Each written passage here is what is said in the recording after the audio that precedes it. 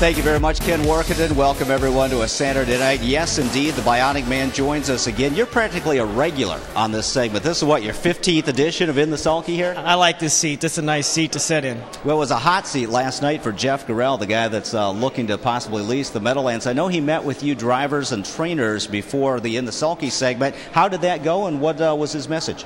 Well, it's better than him not trying at all, and he's got some good points, and hopefully he can get the numbers worked out, and he'll help the sport out and, take a big load on his shoulders, and hopefully he can carry us. Well, I know he likes you. You've driven some horses and won some races for him. He's a pretty big fan of yours. Yeah, he's a good guy. I like Mr. Garrell. Now, Tim, it seems like you are in a great groove right now. Back-to-back triples. Every race I watch, you're second over. Do you just feel really confident, like you're making every right move right now?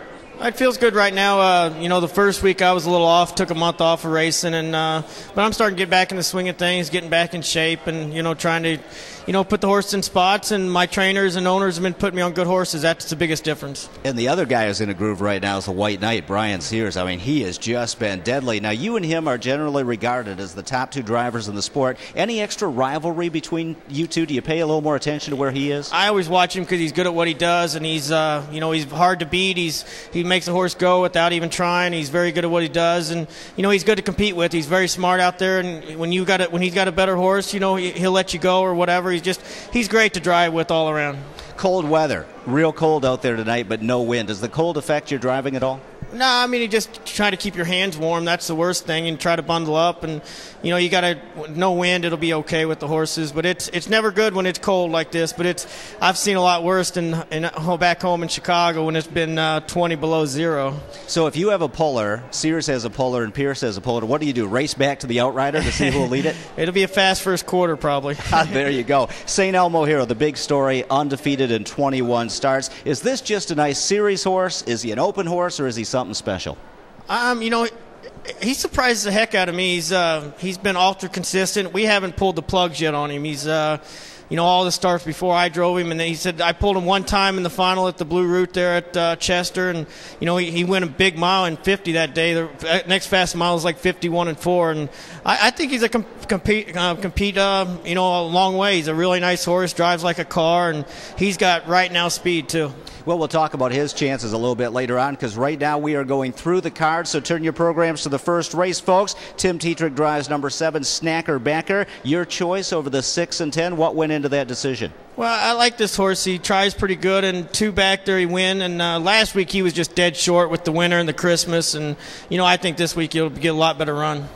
Moving on to the second race, number 3, Booze Boy. You've driven him a lot, always on or near the lead. Looks like the last 2 starts you kind of had to move him early in the race. What's the strategy here? Probably, try to get up close. He does have a little choking problem here and there, and he gets checked. I can keep him quiet to the quarter, then to the quarter to the the 3/8, he gets excited on me, and I have to move him. But, if I can keep him settled and I can relax him, and he's got a big brush to him. Now, Pierce is the guy to beat there with number 2, Native Lightning. Will you try to shadow him and watch what he does?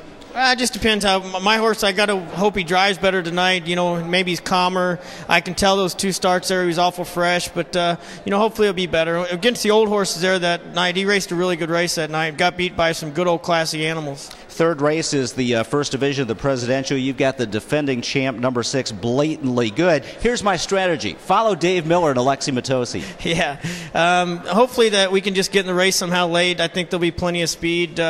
Presidential Order got parked last week. Better Sweet's going to be going forward. They're all going to be going forward in here. But I don't think he was very healthy last week. They said he scoped a little dirty, so he could be better. It could be worse tonight. Fourth race, number 1, Xander Massimo. A lot to like here. You're adding Lasix, you're dropping in class, and you draw inside.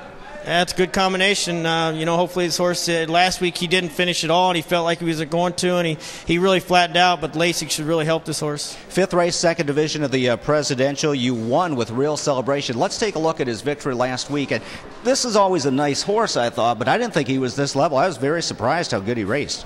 He's always been right there, and the one thing about him, he always finishes pretty good. He's a little lackadaisical early in the mile, but always, the 100 foot before the wire, he always tries hard, and, the Connection's done a good job with him since they purchased him at Harrisburg. Now, Velo and Western Shore are in there. Those 2 really traded blows last week. What's your strategy with Real Celebration? Just try to get up close. With the one win, he should make the final. So, try to set in and try to get him late, just like I did last week. I think there'll be enough speed to, set second or third or fourth even and be able to have a shot late at him. So we move on to the 6th race, first leg of the pick 4. You've got number 4, Gallant Yankee. You drove him at Chester in his first start back, I think, off a little layoff. That was 2 lines down. Looks like you used him pretty good. Yeah, I like this horse. They had the head pull on the wrong side at Chester, and I couldn't hardly drive him. Otherwise, I think he wins easy. And he said his last start at Yonkers, Ford said he was excellent. Had him rigged up right and drove straight. And he's in tough enough. But I think he's as a 2- and 3-year-old, he raced against some really good horses. Mark Ford has, 150 head? How could he mess up the head pull? What I side can't it goes believe on? it. Come That's on, what I told Emperor, him. pick up your game a little bit. 7th race, number 1, Stonebridge Wish. Here's the roll-in from a week ago. I love the horse. So did a lot of people. That's you behind about 18 other horses in the stretch. Take us through this. I wanted to off the gate last week. I couldn't get him off. If I could have followed Ronnie, I think he wins easy.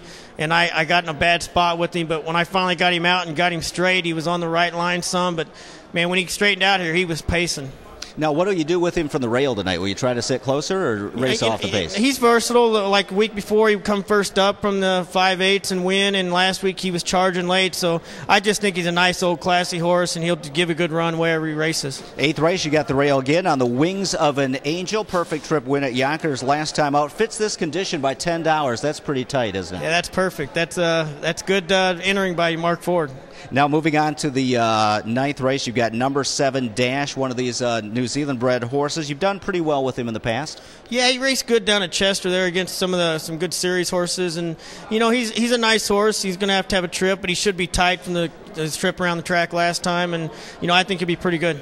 Okay, so we've got you penciled in for like 6 or 7 wins out of the first 9. Now we get to the big horse. Can I just go home now? There you go. 10th race, number 6, St Elmo Hero, undefeated, 21 in a row. But you got the 8-hole and the 12-horse field, and there's 4 Burke horses, and all the drivers will be trying to win, but they're not going to kill each other early. You get first-turn entry protection. Yeah, I mean, this horse is really good, and he's going to get beat sometime. They all do. But, last week he raced really good off the pace, so he's versatile. And, he can leave, I can duck. I think he can do anything I want, and I think there'll be horses that want to follow him. Do you feel any extra pressure because of the winning streak to put him in the race, have to be a little more aggressive than you'd normally be?